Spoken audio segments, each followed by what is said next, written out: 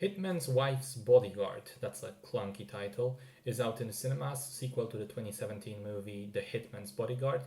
Once again, starring Ryan Reynolds, Samuel L. Jackson, and Salma Hayek in a much expanded role, plus Antonio Banderas, Frank Grillo, and Morgan Freeman. The first movie I really liked. I thought it was a great blend of action and comedy. It utilized the chemistry between the two leads very well and was overall quite enjoyable. I never thought it needed a sequel, but hey, it made a lot of money, so here we are. And I have to say, while it's not necessarily bad, there is a noticeable drop in quality comparing to the original.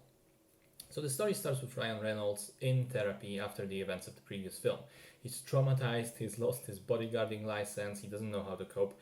His therapist suggests taking a sabbatical, which he does. He's chilling in Italy on a beach while suddenly his rest is interrupted by Salma Hayek bursting in amidst a massive shootout slash car chase with some Italian gangsters.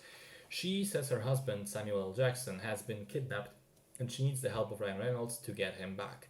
They do just that, but quickly end up being mixed up in a much larger affair revolving around Antonio Banderas, who wants to take down Europe's electronic infrastructure as revenge for the EU imposing sanctions on Greece, which makes zero sense at all, but who cares? He's basically the equivalent of a classic Bond villain here.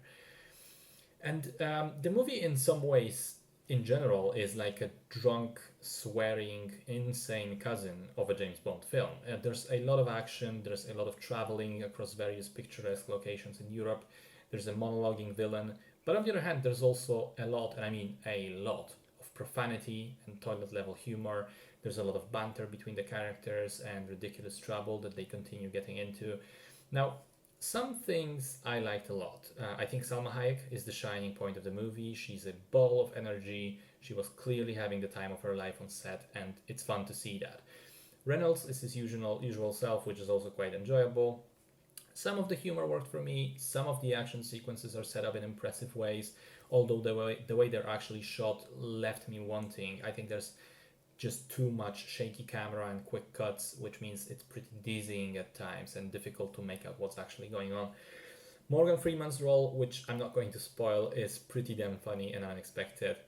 And then on the other hand, I felt like Jackson and Reynolds get less screen time together, and it feels like a loss because they're not playing off each other as much. There's not much of as much of their chemistry present as before. Some of the jokes didn't really land for me. They felt like written by a crass teenager. The main plot is also completely nonsensical, and at times it feels that the movie itself is really struggling to move forward. The Banderas stuff is sort of happening in the background for a lot of the time, while our heroes kind of stumble around Europe in sometimes random and disjointed ways, occasionally stopping to reveal some backstory detail about one of them and ruminate on it for a little while, kind of trying to flesh out the characters, but also kind of just turning those situations into jokes anyway. And because of that, there are definitely some pacing issues. There were times when I wondered when the movie is finally going to pick it up and do something again.